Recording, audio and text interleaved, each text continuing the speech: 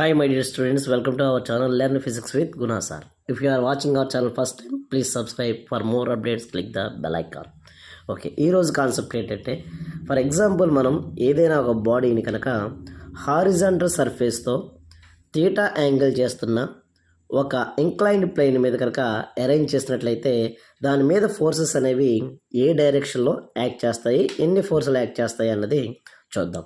So మనకు తెలిసిన విషయం ఏంటంటే, ఒక బాడీ అనేది తీసుకున్నట్లయితే ఆ బాడీ మీద ఎప్పుడు కూడా మనకి గ్రావిటేషనల్ ఫోర్స్ అనేది ఉంటుంది. Gravitational force always acts towards the ground. That means like this we have to take. దాన్ని మనం ఏ విధంగా తీసుకుంటామంటే గ్రావిటేషనల్ ఫోర్స్ని ఎంజీగా తీసుకుంటాం. ఏదైనా టూ బాడీస్ అనేవి సర్ఫేసెస్ మీద ఉన్నప్పుడు కాంటాక్ట్ అయినప్పుడు ఆ కాంటాక్ట్ అయిన సర్ఫేస్కి పర్పెండిక్యులర్గా మనం తీసుకునే ఫోర్స్ ఏదైతే ఉందో దాన్నే మనం ఏంటంటే నార్మల్ ఫోర్స్ అంటాం. This is another kind of force. Okay, మరి ఈ ఫోర్స్ అనేది ఎంత యాంగిల్ చేస్తుంది? దట్ మీన్స్ ఇక్కడ మనకి ఇంకో రెండు ఫోర్సెస్ అనేవి కన్సిడర్ చేసుకోవాలి. వాటిని రెక్టాంగులర్ కాంపోనెంట్స్గా తీసుకోవాలి. మరి రెక్టాంగులర్ కాంపోనెంట్స్గా తీసుకోవడం కోసం మనం ఏం చేద్దామంటే దీన్ని ఇంకొంచెం మనం ఎక్స్టెండ్ చేసుకుందాం. So this is extension.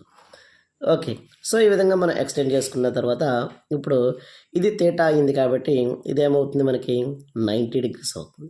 If it is 90 degrees, this one has to be, ఇదేమవుతుంది అంటే మనకి 90 మైనస్ థీటా అవుతుంది. బట్ ఈ టోటల్ ఇదంతా కలిపి మనకి 90 కాబట్టి ఆల్రెడీ ఇది 90 మైనస్ థీటా అయిపోయింది కాబట్టి ఈ యాంగిల్ ఏమవుతుందంటే థీటా. ఇప్పుడు మనకి రెండు కాంపోనెంట్స్ తీసుకుందాం, రెక్టాంగులర్ కాంపోనెంట్స్. దానికోసం ఇక్కడ నేను ఒక లైన్ డ్రా చేస్తున్నాను. So this is one line. Okay, so this is actually parallel to this one.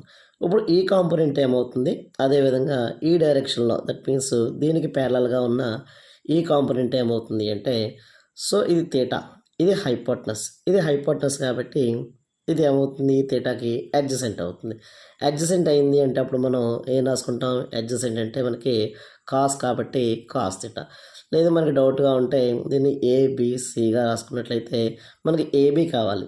So మనకి ఏబి కావాలి కాబట్టి ఏబి అనేది కాస్ థీటా ఈక్వల్స్ టు, మనకి ఏంటి ఫార్ములా తెలుసు, కాస్ థీటా ఈక్వల్స్ టు మనకు తెలిసిన ఫార్ములా ఏంటంటే adjacent by hypotenuse. Okay, cos theta equals to adjacent ఏంటి ఇక్కడ ఏబి, హైపోటనస్ దేనికి ఈక్వల్, మనకి ఎంజీకి ఈక్వల్ కాబట్టి that implies AB equals to MG cos theta అయింది. అలానే ఇక బీసీ తీసుకుందాం. బీసీ అనేది థీటాకి ఎలా ఉంది, ఆపోజిట్ డైరెక్షన్లో ఉంది. సో ఆపోజిట్ డైరెక్షన్లో అంటే మనం ఏం తీసుకుంటాం, సైన్ ఇంట్రడ్యూస్ చేసుకుంటాం. So sine theta equals to opposite by hypotenuse. That employees opposite అంటే ఇక్కడ ఏముంది, ఆపోజిట్ అంటే BC, BC by hypotenuse means it is AC. That employees what we can write, sine theta equals to BC by AC. AC అంటే already మనకి MG అని తెలుసు కాబట్టి that employees AC equals to BC equals to AC sine theta, AC sine theta that equals to MG sine theta అవుతుంది. That means మనకి ఈ డైరెక్షన్లో ఉన్నది ఏదైతే ఫోర్స్ ఉందో ఇది ఎంజీ సైన్ థీటా అవుతుంది. ఇలాంటి మరిన్ని కాన్సెప్ట్ల కోసం వెంటనే మన ఛానల్ని సబ్స్క్రైబ్ చేయండి. Thank you.